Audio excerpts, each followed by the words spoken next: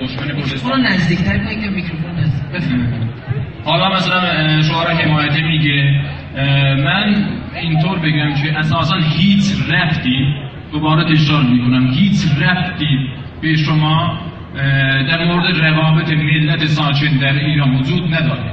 اینو ملت ساکن خودشون تصمیم میگن با هر کدومشون چگونه برخورد کنن. اگر امروز در آذربایجان شعار کردستان و آذربایجان میگه، این تصمیم ملت آذربایجان، این تصمیم ملت آذربایجان گرفتن و حق خودشون میدونن که این شعار رو بزنن. 34 سال از مدرسه ها و گرفته تا دانشگاه ها، صدا و سیما و روزنامه و خیابان و کوچه و محله و مسجد و دانشگاه، نمیدونم همه نهادهای موجود در یک کشور تمام و کمال در اختیار جریان هاشم بوده. امروز سخنرانی افرادی همچون شما که همسو با جریان هاشم میباشید خیانت و توهین به دانشجویان حاضر میباشد.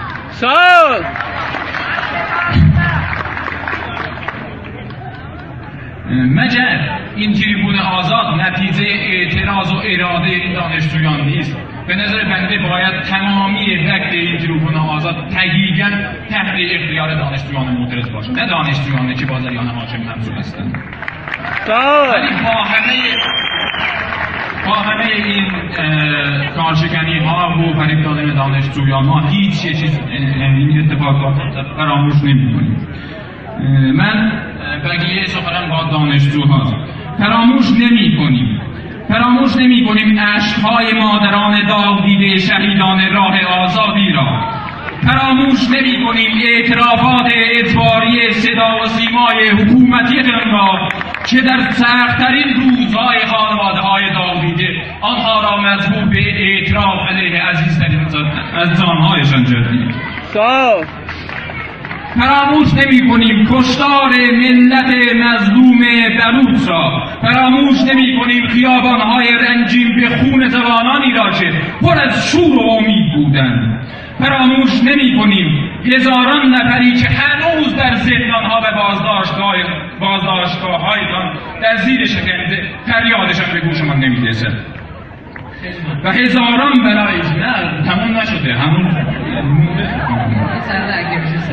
شرمتان با کتابم به شما از آقای بسیجی و چیز که شرمتان با که اعتراضات موجود در خیابان‌های آذربایجان و ایران را ارتشاشات و جوانانی که با دستان خالی در برابر اسلحه ایستادن را ارتشاشگران و داعشیان داخلی خواهند.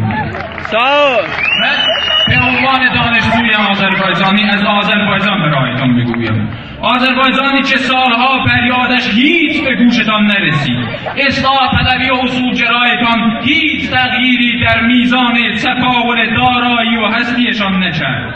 انکار 100 ساله آذربایجان، انکار حکومت 1 ساله فرقه دموکرات، کشتار ملت آذربایجان در سال 25 و یاد کردن از آن به نام روز نجات آذربایجان، بازداشت فعالان سیاسی آذربایجان، اعتراضات سال 74، خرداد سال 85، فتنه برنامه توهین‌آمیز در سال 94 و همه اینها و فریاد ابتدایی حقوقمان یک چیز را برای ما خوب آمد.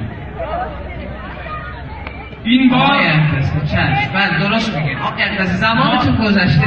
دوستان اعتراض اجازه دانشتون نبودنش اجازه دانشتون نه دوستان اعتراض کنن. آقای عبدالعزیز بس اجازه دانشتون نبودنش اجازه دانشتون نه دوستان اعتراض کنن. آقای عبدالعزیز بس نه بذار صحبت کنه. خیلی ممنون. دانش آقای عبدالعزیز من شرمندم، قربونت برم عزیزم. اولش گفتم 2 دقیقه بذار جنبندی کنه. اینجا منتظر عزیزم، حتما دوشنبه 12 در خدمت شما باشیم دیگه. بذار جنبندی کنه. آقا بس کنیم، میکروفون رو بس کنیم. سر 30 ثانیه دیگه خواهش میکنم جنبندی کنیم چون کلاسان داره شروع میشه. بفرمایید. ما را یه چیز رو تو این چند سال خوب یاد گرفتیم. از این به بعد تنها برای ثابت کردن موضوعیت مستقل ما به میدان خواهیم. امروز در خیابان‌های آزادلıq، ədalət, milli hükümet سرداده می شود.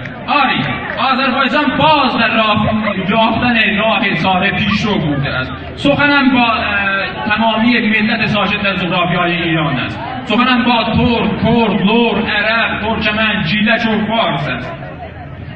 از این به بعد نه برای کلیت همیشگی و نه برای جریان‌های مرتضی مانند سلطنت طلبی و سایر تمامیت خواهان، بلکه برای اتحاد ملت‌های ساکن در ایران و برای قدم برداشتن در راه خود و برای خود به میدان خواهیم آمد. هستیم در راه با جان و دل، با اراده‌ای خستگی ناپذیر و با قدم‌هایی که هر روز تعدادشان بیشتر از این قدرتشان جمع کرده. خیلی متشکرم. برای دوشنبه ساعت 12 حتما میتونید بازم